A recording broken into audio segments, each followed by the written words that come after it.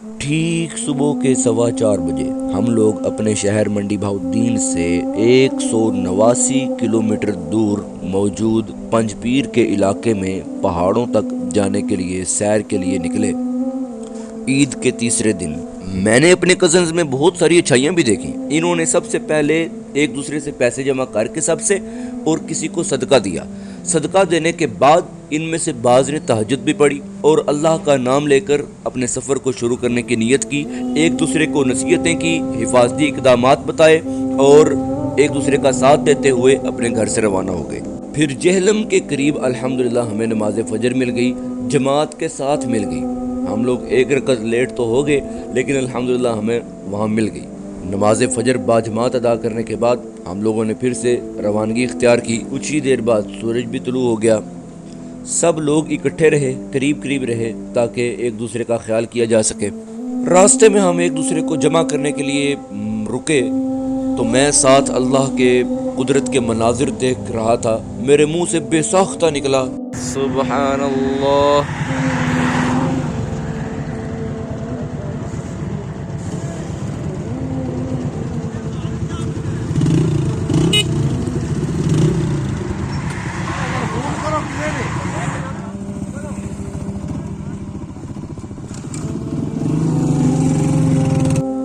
صبح بہت ٹھنڈ تھی، سب لوگ کانپنے لگ گئے۔ جب منڈی سے لے کر جہلم تک رات گئے اس وقت بالکل کہیں سے بھی کوئی روشنی نہیں تھی آ رہی، بالکل گپ اندھیرا تھا جب ہم لوگ نکلے تھے۔ اگرچہ فجر کا ٹائم قریب تھا لیکن اس وقت اندھیرا تھا جب ہم لوگ نکلے تھے۔ موٹر سائیکلز پر جانا تھا تو خود حساب لگائیں کہ کتنی ٹھنڈ ہوگی اس وقت۔ تو جی 9:30 بجے ساڑھے نا سورج ہوتا ہے اتنے کر کے اتنے تے ہن سورج ویکھو ساڈی زور ٹائم اتنے ہوندا ہے جڑا ہن 9:30 بجے اتنے دسو بھی نا اپنی منڈی تو 1500 فٹ اونچے ہیں۔ 2 گھنٹے ہے وہاں تاں ہی ایسا لگ رہا ہے، زبردست لگ رہا ہے۔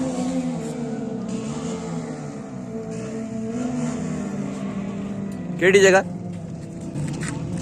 تقریباً 15 منٹ آدھے گھنٹے بعد پانچ پیر آ گئے۔ احمد کے پاس تو جرسی بھی نہیں تھی، وہ تو بیچارہ سارے راستے ہی ایسے رہا، اور جو چلا رہے تھے وہ کتنی ٹھنڈ میں تھے اور کچھ کے تو ہاتھ بھی بالکل سن پڑے ہوئے تھے۔ میری زندگی کا پہاڑی علاقے میں اس انداز سے یہ پہلا سفر تھا۔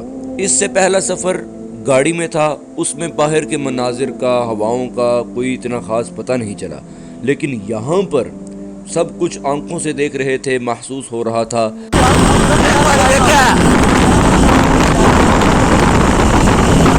یہ موڑ دیکھ لیں آپ لوگ خود ہی کہ کس انداز سے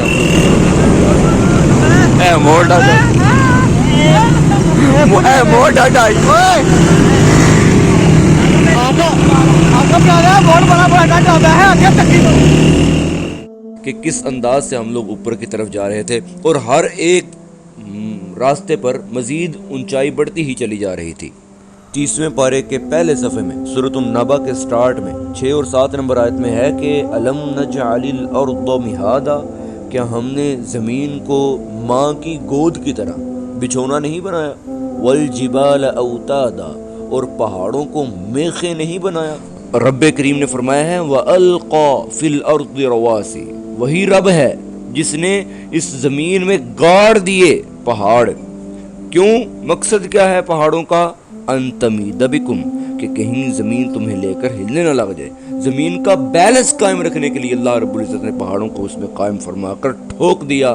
یہ سورۃ نحل میں بھی ہے، آیت نمبر 15 دیکھ لو، سورۃ لقمان میں بھی ہے، آیت نمبر 10 دیکھ لو، مزید بھی قرآن کریم میں یہی بات ہے۔ رب کریم نے سورہ فاطر 27 میں ارشاد فرمایا ہے کہ وَمِنَ الْجِبَالِ، کچھ پہاڑ ایسے بھی ہوتے ہیں کہ جُدَدٌ بِيضٌ، جو کہ بالکل پہاڑوں کے ایسے ٹکڑے ہیں جو بالکل سفید ہیں، وَحُمْرٌ، کچھ بالکل سرخ بھی ہوتے ہیں، مُخْتَلِفٌ أَلْوَانُهُ، ان کے رنگ برنگے رنگ ہوتے ہیں، مختلف قسم کے رنگ ہوتے ہیں، وَغَرَابِيبُ سُودٌ، اور کچھ بالکل کالے سیاہ بھی ہوتے ہیں۔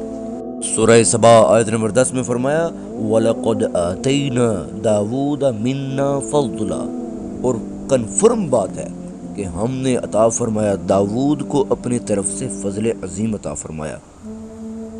وَسَخَّرْنَا مَعَ داود الجبال، اور ہم ہی نے کام میں لگا دیا داود کے ساتھ پہاڑوں کو بھی، یسبحنا کہ وہ ہماری تسبیح بیان کریں، ہماری پاکی بیان کریں، والطیر اور پرندوں کو بھی ہم نے کام میں لگا دیا، وَكُنَّا فَاعِلِينَ یہ سارا کچھ کرنے والے ہم ہی تو تھے۔ یا جبال او پہاڑوں، اوی بھی معہو اس کے ساتھ مل کر میری چاہت میں، میرے شوق میں، میری عشق میں، میری طرف رغبت کرتے ہوئے پاکی بیان کرو، والطیر پرندوں تم بھی اسی طرح پاکی بیان کرو، وَأَلَّنَا لَهُ الْحَدِيدِ اور ہم ہی نے لوہے کو بھی داود کے لیے نرم فرما دیا۔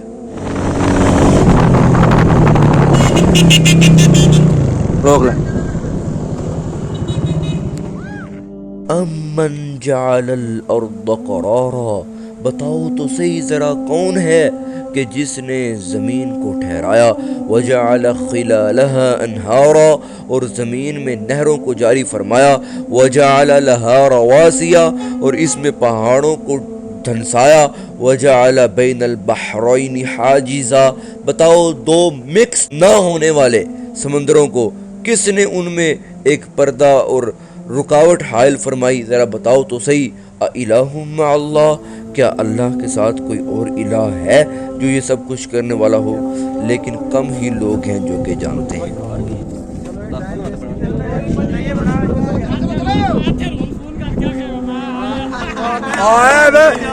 پوچھا کدھر کوئی پتہ نہیں بھیا وہاں نکلیا پیا لاڑیاں تھا میری بنا بنا رو نا۔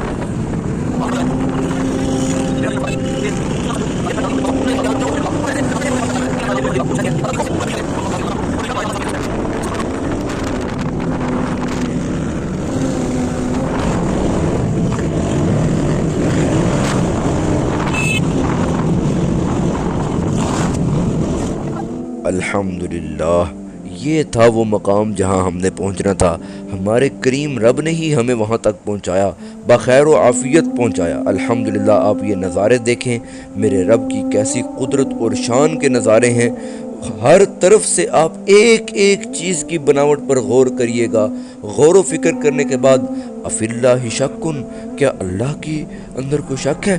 اور ساتھ فرمایا حل من خالق غیر اللہ کیا ہے اللہ کے سوا کوئی اور خالق، کیا ہے اللہ کے سوا کوئی اور بنانے والا؟ ایک اور مقام پر فرمایا فتبارک اللہ احسن الخالقین کیسا سونا کیسا برکت والا ہے تمہارا رب، سب سے سونا کر کے پیدا فرمانے والا۔ جب وہ رب اتنا بہترین نوازنے والا ہے، اتنا بہترین نظام بنانے والا ہے، اتنے بڑے بڑے پہاڑوں کا مالک اور اللہ ہے، آسمان و زمین جس کے قبضہ قدرت میں ہیں، عرش و فرش جس کے قبضہ قدرت میں ہیں، سورج چاند اپنے اپنے نظام میں چل رہے ہیں، اس کے ایک بار حکم دینے پر ہی ساری کائنات رواں دواں ہے، کیا میں اور آپ اب بھی اس رب کی نافرمانی کریں گے؟ اللہ تو تمہیں نہیں بولتا، ما کان ربک نسیا، تیرا رب بھولنے چوکنے سے بالکل پاک ہے، لیکن تم ہی ہو۔ اولم یر الانسان انا خلقناہ من نطفۃ فاذا هو خصیم مبین، نہیں انسان نے دیکھا کہ اس کو ہم نے پیدا کیا بالکل ایک ناپاک پانی کے، بالکل بے حیثیت، نام بھی نہ لینے کے قابل قطرے سے پیدا کیا۔ وَضَرَبَ لَنَا مَثَلًا ہمارے لیے انسان مثالیں بیان کرتا ہے، وَنَسِيَ خَلْقَهُ اپنی پیدائشی بھول بیٹھا ہے کہ کس چیز سے پیدا ہوا ہے، ہم نے اس کو پیدا فرمایا۔ جب پیدا کرنے والا اللہ ہے تو مان کر بھی چلو اسی اللہ کی۔ سارے راستے سفر میں یہی زبان سے بے ساختہ نکلتا رہا، سبحان اللہ وبحمدہ، سبحان اللہ العظیم وبحمدہ، استغفر اللہ، سبحان اللہ وبحمدہ، عدد خلقہ ورضا نفسہ وزنۃ عرشہ ومداد کلمات۔